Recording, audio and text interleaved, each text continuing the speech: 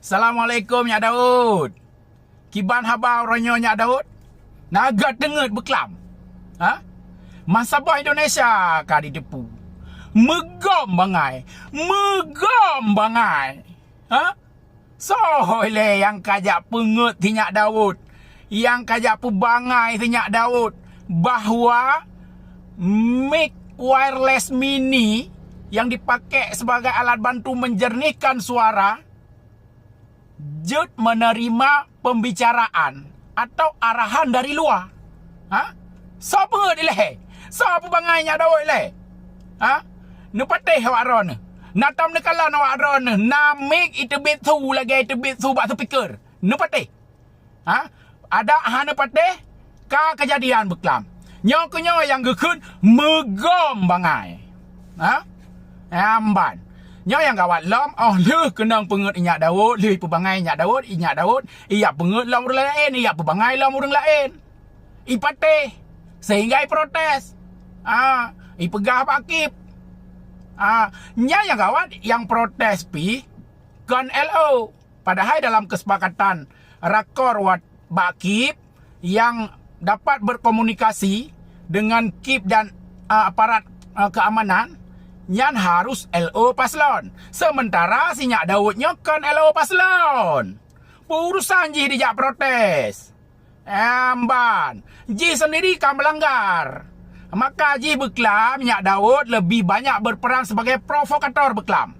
Akibat provokasi si Nyak Daud, akibatnya kejadian ricuh. Debat dihentikan.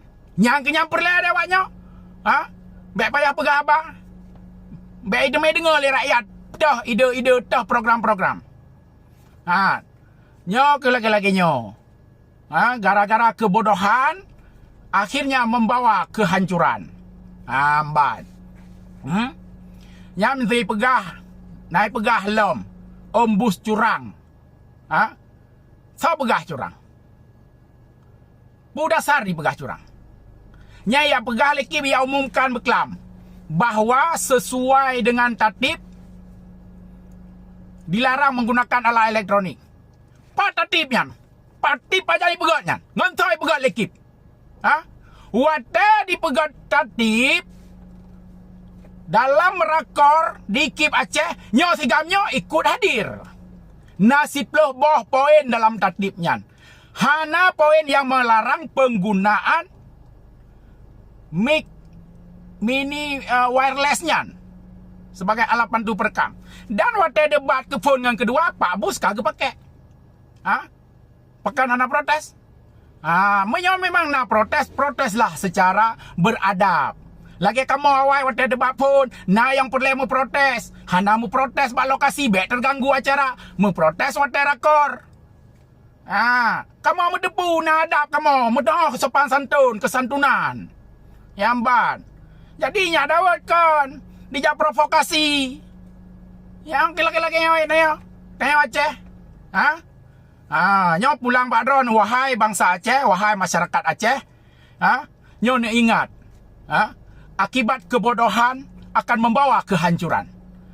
Yang baik salah-salah nak pilih pemimpin, baik salah-salah sagai nak pilih pemimpin. Mehan gelap masa depan Aceh.